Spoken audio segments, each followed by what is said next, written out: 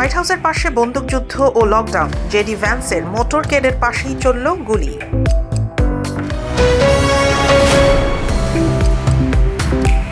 টেক্সাসের কঠোর অভিবাসন আইন কার্যকরের প্রস্তুতি, গ্রিন কার্ডধারীদের মধ্যেও বাড়ছে আতঙ্ক।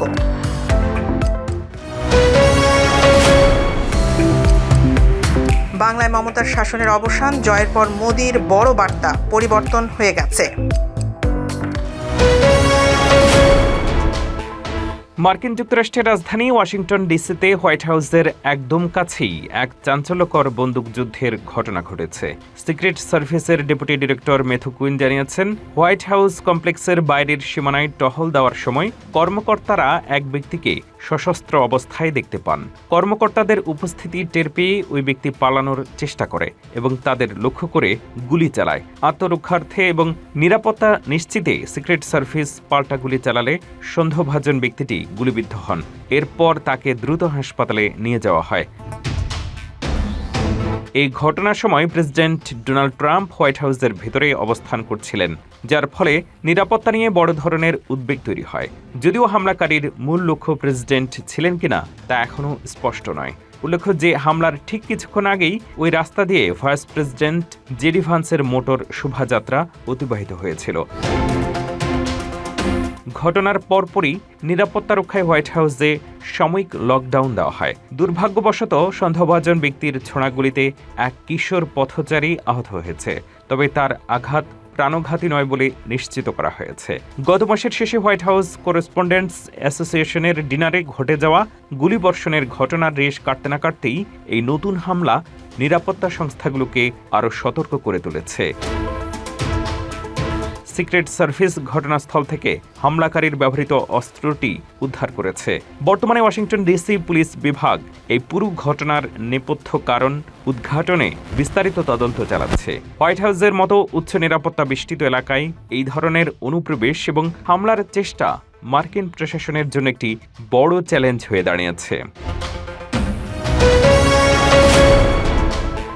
টেক্সাস অঙ্গরাজ্যের নতুন অভিবাসন আইন SB4 নিয়ে মার্কিন রাজনীতি এবং আইনি অঙ্গনে ব্যাপক অস্থিরতা শুরু হয়েছে। সোমবার একজোট হয়ে বেশ কয়েকটি মানবাধিকার সংস্থা এই আইনের 4টি বিশেষ ধারার বিরুদ্ধে নতুন মামলা করেছে। তাদের মূল লক্ষ্য হল আগামী 15ই মে আইনটি কার্যকর হওয়া ঠেকানো। এই আইন অনুযায়ী টেক্সাস পুলিশ এখন থেকে ফেডারেল সরকারের অনুমতি ছাড়াই অবৈধ অভিবাসীদের গ্রেফতার করতে পারবে এবং স্থানীয় বিচারকরা তাদের দেশ ত্যাগের নির্দেশ দেওয়ার ক্ষমতা পাবেন। দীর্ঘকাল ধরে যুক্তরাষ্ট্রে অভিবাসন আইন নিয়ন্ত্রণের ক্ষমতা কেবল কেন্দ্রীয় বা ফেডারেল সরকারের হাতে সংরক্ষিত ছিল, কিন্তু টেক্সাসের রিপাবলিকান নেতারা এই ঐতিহ্য ভেঙে নিজেদের ক্ষমতা প্রয়োগের চেষ্টা করছেন। মানবাধিকার সংস্থাগুলোর উদ্বেগের মূল কারণ হল এই আইনটি অত্যন্ত কঠোর। এমনকি যাদের বর্তমানে গ্রিন কার্ড আছে তারা যদি অতীতে কখনো অবৈধভাবে প্রবেশের দায়ে অভিযুক্ত হন, তবে তাদেরও নতুন করে গ্রেফতারের সুযোগ রাখা হয়েছে এতে।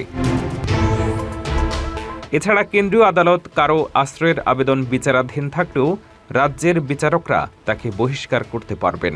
রাজনৈতিকভাবে এই বিষয়টি আরও জটিল হয়ে উঠেছে, কারণ ট্রাম্প প্রশাসন গত বছর এই আইনের বিরুদ্ধে কেন্দ্রীয় বিচার বিভাগের আগের চ্যালেঞ্জগুলো প্রত্যাহার করে নিয়েছে। এর ফলে টেক্সাস সরকার আইনটি কার্যকরে বড় ধরনের সমর্থন পেয়েছে। মানবাধিকার কর্মীরা এই আইনকে নিষ্ঠুর ও অসাংবিধানিক বলে অভিহিত করেছেন। তাদের মতে এটি টেক্সাসের স্থানীয় বাসিন্দাদের মধ্যে আতঙ্ক ছড়াবে এবং আইন শৃঙ্খলা রক্ষাকারী বাহিনীর উপর অতিরিক্ত চাপ প্রয়োগ করবে। এখন দেখার বিষয় 15 মের আগে আদালত এই আইনের উপরে কোনো নতুন স্থগিতাদেশ দেয় কিনা। মধ্যপ্রাচ্যে ইরান এবং যুক্তরাষ্ট্র ইসরায়েল যুদ্ধের ভয়াবহতায় প্রবাসী শ্রমিকদের জীবন ও স্বপ্ন এখন চরম সংকটের মুখে। দীর্ঘ 15 বছর সৌদি আরবে হাড়ভাঙা খাটুনি শেষে বড় বাড়ি করার স্বপ্ন নিয়ে এবছরই পাকাপাকিভাবে দেশে ফিরতে চেয়েছিলেন বাংলাদেশি কর্মী মোহাম্মদ আবদুল্লাহ আল মামুন। কিন্তু গত 8 মার্চ এক ক্ষেপণাস্ত্র হামলায় তার সেই স্বপ্ন চিরতরে বিলীন হয়ে যায়। তিনি সহ অন্তত 28 জন বিদেশি শ্রমিক এই যুদ্ধে প্রাণ হারিয়েছেন, যারা কেবল পরিবারের মুখে হাসি ফোটাতে প্রবাসে পাড়ি জমিয়েছিলেন। বর্তমানে উপসাগরীয় দেশগুলোতে কর্মরত লাখ লাখ এশীয় ও আফ্রিকীয় কর্মী এক কঠিন উভয় সংকটে পড়েছেন। একদিকে কর্মস্থলে ক্ষেপণাস্ত্র হামলার আতঙ্ক ও প্রাণহানির ঝুঁকি, অন্যদিকে নিজ দেশে ফিরে আসার অনিশ্চয়তা। যুদ্ধের প্রভাবে জ্বালানি ও সারের দাম বেড়ে যাওয়ায় বাংলাদেশ, পাকিস্তান ও নেপালের মতো দেশগুলোতে জীবনযাত্রার ব্যয় এখন আকাশচুম্বী। ফলে দেশে ফিরে পরিবারের ভরণ পোষণ করা তাদের জন্য প্রায় অসম্ভব হয়ে দাঁড়িয়েছে। উদ্বেগের বিষয় হলো এই শ্রমিকরা যে তেল খনি বা নির্মাণ সাইটগুলোতে কাজ করেন সেখানে পর্যাপ্ত সুরক্ষা বা বোমা শেল্টারের ব্যবস্থা নেই বললেই চলে। অনেক ক্ষেত্রে তাদের কাজের পারমিট বা পাসপোর্ট নিয়োগকর্তার কাছে থাকায় তারা চাইলেও দ্রুত নিরাপদে স্থানে সরে যেতে পারছেন না। বাংলাদেশ ও ভারতের মতো দেশগুলোর অর্থনীতি এই প্রবাসীদের পাঠানো রেমিটেন্সের ওপর অনেকাংশে নির্ভরশীল। ফলে রেমিটেন্স প্রবাহ কমে গেলে দেশীয় অর্থনীতিতেও এর নেতিবাচক প্রভাব পড়ার আশঙ্কা রয়েছে। মূলত বিশ্ব রাজনীতির এই সংঘাতময় পরিস্থিতিতে সাধারণ প্রবাসী শ্রমিকরাই আজ কোল্যাটারাল ড্যামেজ বা পরোক্ষ শিকারে পরিণত হয়েছেন, যাদের ত্যাগের বিনিময়ে গড়ে উঠেছে মধ্যপ্রাচ্যের আধুনিক অর্থনীতি।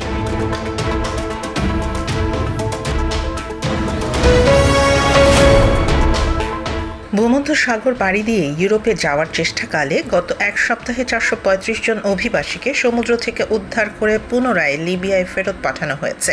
আন্তর্জাতিক অভিবাসন সংস্থা IOM জানিয়েছে 26 এপ্রিল থেকে 2 মের মধ্যে এই অভিবাসীদের আটক করা হয়। লিবিয়ার বিভিন্ন উপকূলীয় শহরে তাদের পৌঁছে দেওয়া হলেও তাদের পরিচয় বা বিস্তারিত তথ্য এখনও প্রকাশ করা হয়নি। ভূমধ্যসাগরীয় এই রুটটি বর্তমানে বিশ্বের সবচেয়ে অনিরাপদ এবং প্রাণঘাতী অভিবাসন পথগুলোর একটি। 2026 সালের শুরু থেকে এখন পর্যন্ত 5630 জন অভিবাসীকে এই পথ থেকে উদ্ধার করে লিবিয়ায় ফেরত পাঠানো হয়েছে। তবে উদ্বেগের বিষয় হলো চলতি বছরের 2 মে পর্যন্ত প্রাপ্ত তথ্যানুযায়ী এই একই পথে অন্তত 819 জন অভিবাসী প্রাণ হারিয়েছেন অথবা নিখোঁজ হয়েছেন। লিবিয়া বর্তমানে অভিবাসীদের জন্য একটি ট্রানজিট পয়েন্ট হিসেবে ব্যবহৃত হচ্ছে, যেখানে রাজনৈতিক অস্থিরতা ও মানব পাচারকারীদের দৌরাত্ম্য অনেক বেশি। আন্তর্জাতিক সংস্থাগুলো বারবার সতর্ক করছে যে ছোট ও জরাজীর্ণ নৌকায় সমুদ্র পাড়ি দেওয়ার এই চেষ্টা অত্যন্ত ঝুঁকিপূর্ণ।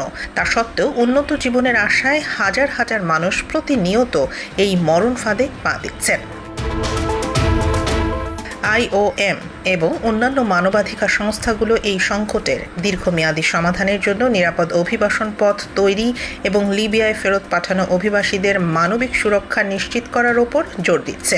এই পরিসংখ্যানগুলো স্পষ্ট করে দিচ্ছে যে কঠোর নজরদারি সত্ত্বেও ভূমধ্যসাগরে অভিবাসন সংকট এবং প্রাণহানি কোনোভাবেই কমছে না।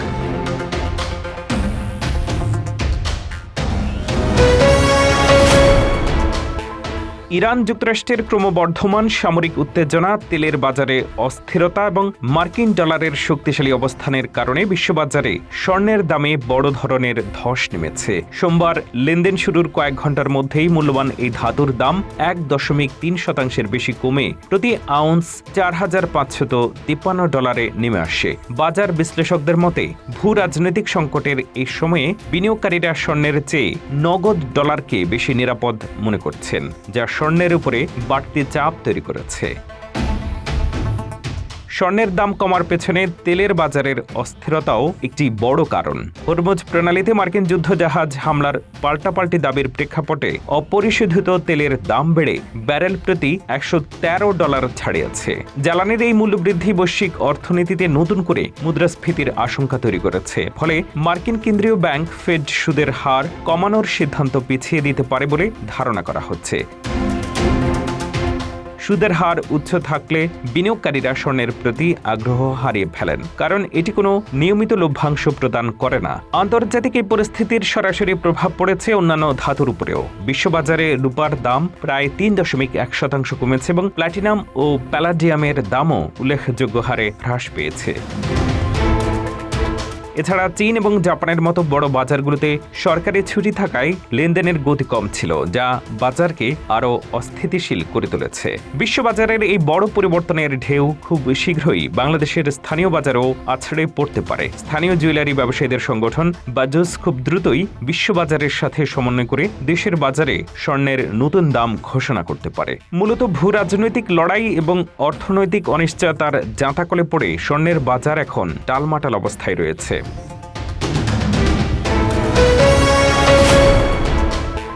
পশ্চিমবঙ্গে মমতা বন্দ্যোপাধ্যায়ের দীর্ঘ ১৫ বছরের শাসনের অবসান ঘটিয়ে বিজেপির ঐতিহাসিক জয়ের পর প্রধানমন্ত্রী নরেন্দ্র মোদী নয়াদিল্লিতে দলীয় সদর দপ্তরে এক আবেগঘন ভাষণ দেন। বিজয়ের পর সমর্থকদের অভিনন্দন জানিয়ে তিনি বাংলায় ৩টি তাৎপর্যপূর্ণ শব্দ উচ্চারণ করেন। পরিবর্তন হয়ে গেছে। প্রধানমন্ত্রীর এই সংক্ষিপ্ত কিন্তু শক্তিশালী বার্তাটি তৃণমূল কংগ্রেসের পূর্ববর্তী জমানার অবসান এবং নতুন রাজনৈতিক অধ্যায়ের সূচনার ইঙ্গিত করে। তিনি বলেন, বাংলা এখন ভয়ের সংস্কৃতি থেকে মুক্ত হয়ে বিকাশের ভরসায় যুক্ত হয়েছে। প্রধানমন্ত্রী তার ভাষণে এক বিশেষ দৃষ্টিভঙ্গি তুলে ধরেন। তিনি বলেন, বিজেপি যখন জিতেছে তখন কারো উপরে বদলা বা প্রতিশোধ নেওয়ার প্রশ্নই ওঠে না, বরং লক্ষ্য হওয়া উচিত বদলাভ বা ইতিবাচক সামাজিক ও অর্থনৈতিক পরিবর্তন।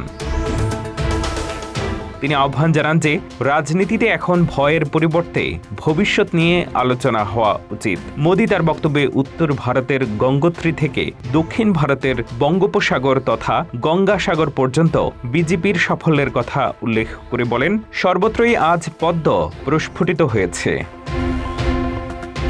পশ্চিমবঙ্গ ছাড়াও আসাম, পুদুচেরি, তামিলনাড়ু এবং কেরালায় ভোটারদের প্রতি কৃতজ্ঞতা প্রকাশ করে তিনি একে কর্মদক্ষতার রাজনীতির জয় হিসেবে বর্ণনা করেন। অমিত শাহ এবং রাজনাথ সিং এর মতো শীর্ষ নেতাদের উপস্থিতিতে তিনি নির্বাচন কমিশন এবং নিরাপত্তা কর্মীদের ভূয়সী প্রশংসা করেন। মোদির মতে এই ফলাফল ভারতের গণতন্ত্রের মর্যাদা রক্ষা এবং এক ভারত শ্রেষ্ঠ ভারত গড়ার সংকল্পকে আরও দৃঢ় করেছে। মূলত প্রতিহিংসা রাজনীতি পরিহার করে উন্নয়নের নতুন জোয়ারে বাংলাকে ভাসিয়ে দেওয়াই এখন তার প্রধান লক্ষ্য।